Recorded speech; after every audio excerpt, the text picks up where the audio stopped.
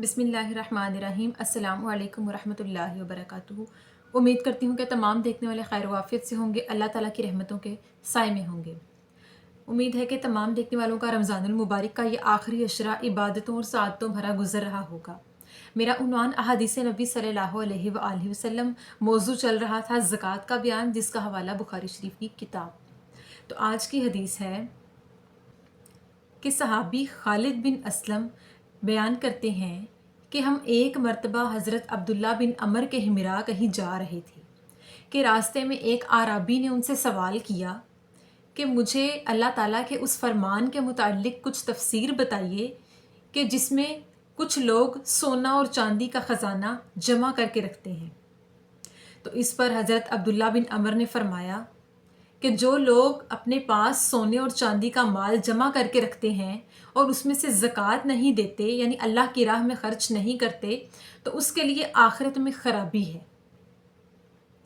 यानी इस हदीस मुबारक की वजाहत ये कि जो लोग सोने और चांदी का माल इकट्ठा करके जमा करके अपने घरों में अपने पास रखते हैं और उसमें से अल्लाह की राह में ख़र्च नहीं करते, उन लोगों के लिए आखिरत में तबाही है, बर्बादी है और अजाब है। क्योंकि अल्लाह पाक ने कुरान पाक में ज़कात का हुक्म देते हुए फरमाया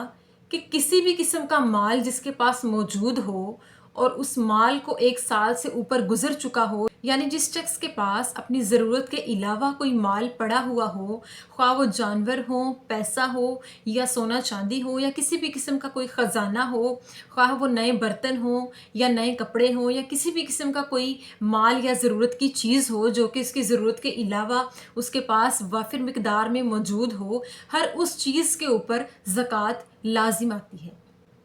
तो एक अराबी ने हज़रत अब्दुल्ला बिन अमर से पूछा कि सोने चांदी का माल जो लोग अपने पास इकट्ठा करके रखते हैं, उस माल के बारे में बताइए कि अल्लाह ताला ने उस माल के बारे में क्या फ़रमाया है। तो आपने फ़रमाया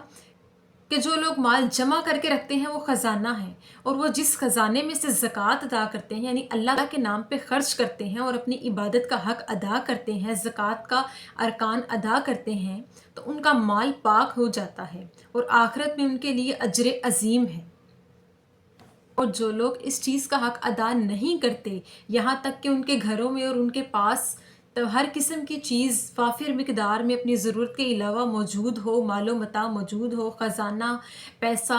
या सोना चांदी मौजूद हो, और वो उसमें से अल्लाह की राह में ख़र्च करते हुए ज़कात का हक़ अदा ना करें, तो ऐसे लोगों के लिए सख्त अज़ाब की वईद सुनाई गई। ऐसे लोगों का माल रोज़े आखिरत उनके लिए अजीब किस्म का तोक बनाकर उनके गलों में डाला जाएगा, अज़ाब बनाकर उनके ऊपर निछावर किया जाएगा। तो अल्लाह पाक से दुआ है कि अल्लाह पाक हमें अपने मालों को पाक करने की तौफीक अता फरमाए, और जितने भी साहिब इस्तात लोग हैं, अल्लाह पाक उन तमाम को खालिस ईमान की नीयत के साथ इस ज़कात का हक़ अदा करने, इस अरकान को अदा करने और ज़कात जैसी इबादत को अदा करने की तौफीक अता फरमाए। अल्लाह पाक हमारे रिज़्क़ और माल को पाक करे। आमीन सुम आमीन। शुक्रिया।